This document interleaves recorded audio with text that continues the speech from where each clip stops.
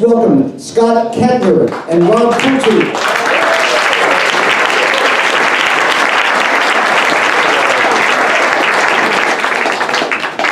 Thank you. All right, thank you so much. Thanks for having me here. This is my second time performing here, and many of you, or some of you in the house might know that I've done 2 summer retreats here the past 2 summers, so this place feels like home to me. So thank you, Susan and Matt and everybody here, Michael, everybody. I'm sorry Jim can't be here for this. I was really looking forward to seeing Jim tonight, but he's in Brazil. Poor Jim. Poor Jim. Poor Jim's in Brazil. So I'm gonna play 2 solo compositions for you before I bring up my good friend and musical partner Rob Curto. And these 2 compositions are essentially many years of this culmination of me studying the music from the northeastern region of Brazil, specifically in Pernambuco, as well as the music from the southern United States, Louisiana, Cajun music, Zydeco, Mardi Gras Indians, and the second line groups. So there's a lot in common there.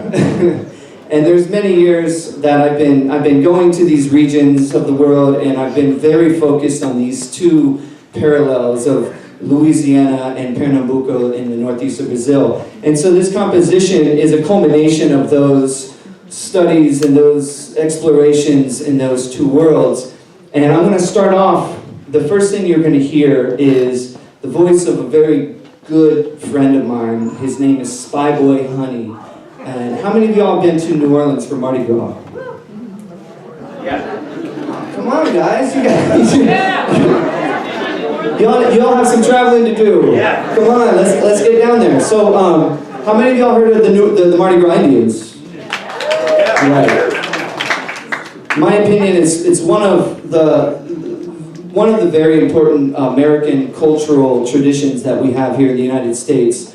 And I became very good friends with Spy Boy Honey, he's a spy boy. So if you know these Mardi Gras Indians, they were tribes, and they have a hierarchy. So you've got the big chief, who's the big chief, and you've got the spy boy. The spy boy's job was to go in front of the tribe in the streets on Fat Tuesday, on Mardi Gras Day, and spot the other tribes coming, because back in the day, that they used to be rivals, and they used to be fights. They were gangs. They were considered gangs back in the day. And the spy boy, his job was to spot the other tribes coming and to warn his tribe that, Big Chief Monk Boudreaux's coming. Let's, get ready for the battle. And Tootie Montana, one of the great Mardi Gras Indians, he took the violence out of the culture of Mardi Gras Indians and turned it into a cultural celebration of the Mardi Gras Indians. And what's really important to note and to acknowledge is that the Mardi Gras Indians, they sew these suits all year long. And the day after Mardi Gras, they tear it all apart and they start all over again. And it's the same tradition in Brazil, it's the same tradition in Trinidad and a lot of the other countries in the world that celebrate Carnival. And I was talking to Honey one day, and I said, well, Honey, are the young kids carrying on these traditions? And he's like, no, man, they just want to sit around and text on their phone. They just want to be on social media. So what they do is they get other people to sew their suits for them. And so what you're going to hear is part of my interview with Honey, and where he explains what it takes to sew the suit. And this is going to segue into my solo for you guys. So thank you.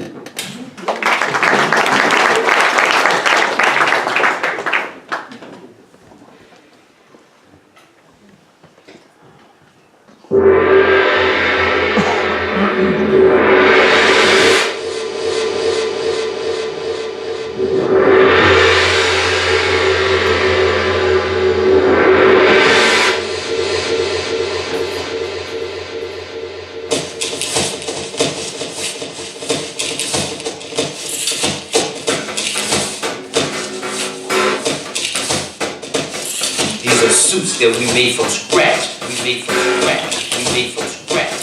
From canvas. We draw on the pattern and we beat each bead by bead. And the beat each beat by beat. And when you finish Mardi Gras Day, after all year, your attendance down and start the process all over again.